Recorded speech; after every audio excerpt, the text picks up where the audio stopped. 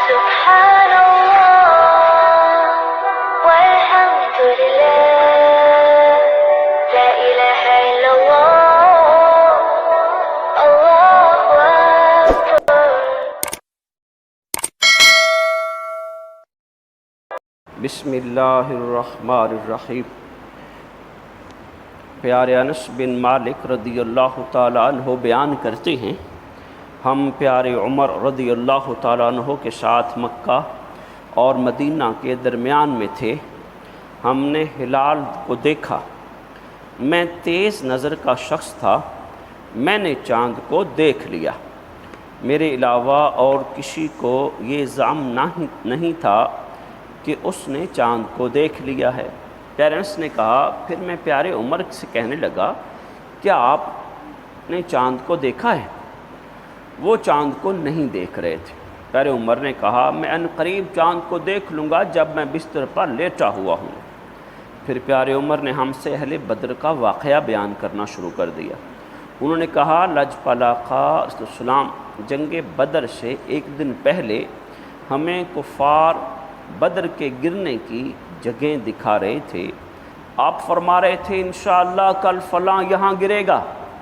پیارے عمر نے کہا، اس ذات کی قسم جس نے آپ کو حق دے کر بھیجا ہے، لجپال آقا علیہ السلام نے ان کے گرنے کی جو جگہ بتائی تھی وہ اس سے ذرا بھی ادھر ادھر متجاوز نہیں ہوئے۔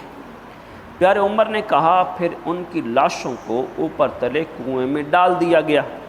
پھر رسول اللہ علیہ السلام ان کے پاس گئے اور فرمایا، اے فلاں بن فلاں، اے فلاں بن فلاں، کیا تم نے اللہ اور اس کے رسول کے کیے ہوئے وعدے کو حق پا لیا؟ کیونکہ میں نے اللہ کے کیے ہوئے وعدے کو حق پا لیا۔ پیارے عمر نے کہا، لجپال آقا، آپ ان کے جسموں سے کیسے بات کر رہے ہیں جن میں روحیں نہیں ہیں؟ آپ السلام نے فرمایا، میں نے جو کچھ کہا ہے تم اس کو ان سے زیادہ سننے والے نہیں ہو، البتہ وہ میری بات کا کوئی جواب دینے کی طاقت نہیں رکھتے۔ یہ حدیث مبارکہ مشہور کئی کتب احادیث میں یہ حدیث مروی ہے کہ سید کونین علیہ السلام نے بدر کے دن جب رات کو ایک دن پہلے جنگ سے نشاندہی فرمائی کہ یہاں صبح ابو جہل گرے گا، یہاں عتبہ شیبہ گریں گے، یہاں امیہ بن خلف گرے گا۔ پیارے عمر فاروق اس حدیث کے راوی ہیں، آپ پیارے انس راوی ہیں اس حدیث کے۔ تو میرے آقا السلام نے جہاں جہاں فرمایا تھا وہاں وہاں کفار گرے۔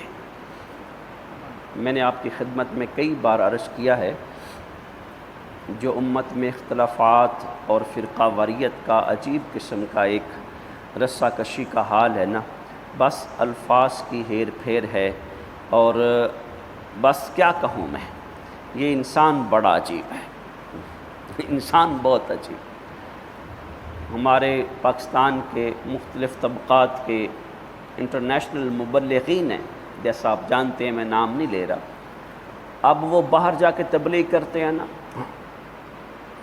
ان کو باہر کا چاؤ چڑھا رہتا ہے، پاکستان میں تبلیغ کریں۔ اگر وہ یہاں گلیوں گلیوں میں، یہاں محفلوں میں، یہاں گھروں میں، یہاں مختلف پروگرام میں تبلیغ کرتے، ہمیں کیا تبلیغ کرتے؟ باہر جاؤ، باہر کفر نہیں بھرا پڑا۔ عجیب حال ہے انسان، یعنی انسان کسی طرح بھی معاملے میں، جب وہ جاتے ہیں دوسرے ملکوں میں، وہ مفت تو نہیں جاتے نا، وہ لاکھوں روپیہ لگا کے کیسے بھی انتظامات کرتے ہیں، کیسے آگے سے انتظامات ہوتے ہیں ایسے، وہ باہر جا کے اسلام کی شمع کو روشن کرتے ہیں، تو پھر معترض ہیں، یہ اپنا ملک پیارا نہیں ہے ان کو، یہاں تبلیغ کریں، یہاں فلاں دیکھو کیا علاقے کا حال ہے، فلاں کے علاقے کیا حال ہے۔ اگر وہ ہمیں تبلیغ سناتے ہیں، ہم تو مسلمان ہیں، یہ نکلیں باہر انڈیا میں جائیں، یہ نکلے باہر کفرستان میں جائیں، ایسے یہ انسان کا حال بڑا عجیب ہے۔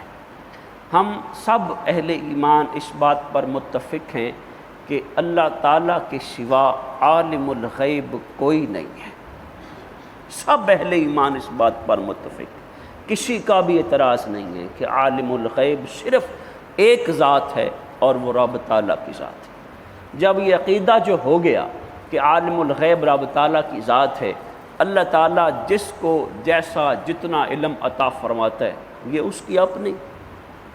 اس کا اپنا فیصلہ ہے، اس کی اپنی عطا ہے۔ ہم کس پر پابندی لگائیں کہ اتنا ہے، اتنا نہیں ہے، یہ نہیں ہے؟ یہ سب وہ الفاظ، یہ وہ سب عقائد ہیں جس امت کا شرازہ بکھیرتے ہیں۔ ہمارا محبوب علیہ الصلوۃ والسلام اللہ کا رسول ہے، وہ ہے کہ میں تو وہ نہیں ہے۔ اگر استغفر اللہ میں آپ کا کلمہ پڑھوں تو کوئی مجھے مسلمان کہے گا مرتد ہے، اس کو قتل کر دو۔ آپ میرا کلمہ پڑھیں، ہمارے امام صاحب ہیں ایسے ایسے، لوگ کہیں گے مرتد ہو گیا۔ وہ ہے جس کا کلمہ میں تو پڑھ کے مسلمان ہوتے۔ کیوں؟ وہ اللہ کا پیغمبر ہے، وہ اللہ کا نبی ہے، وہ اللہ کی بارگاہ میں محبوب ہے، وہ سید الانبیاء ہے، وہ امام الانبیاء ہے، وہ افضل الرسل ہے، وہ ساری کائنات سے بڑھ کے رب کو محبوب اور پیارا ہے۔ اور اس پر رب کی کتنی عطائیں ہیں، اس پر نبوت کا کیسا فیضان ہے رب کی بارگاہ سے، ہم اس کو کیسے نہ ناپ تول اور بیان کر سکتے۔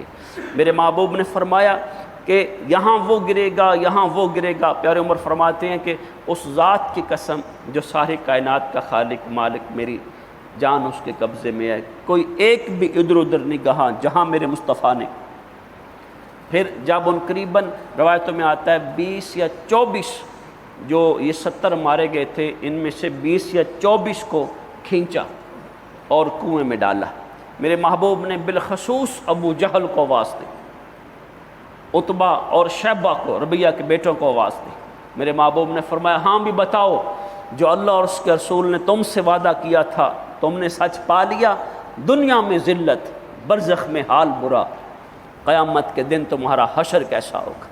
جو میرے ساتھ میرا رب کا وعدہ تھا، سبحان اللہ، میرے ساتھ جو میرا رب کا وعدہ تھا کہ میرے مصطفیٰ میرے لیے عزتیں ہیں، تیرے لیے عزتیں ہیں، ایمان والوں کے لیے عزتیں، میرے مصطفیٰ یہ میرا پسندیدہ دین ہے، یہ دین غالب آنے والا ہے، میرے محبوب میری تائید و نصرت اترنے والی ہے، میں اپنے دین کو، مومنوں کو غالب کرنے والا ہوں۔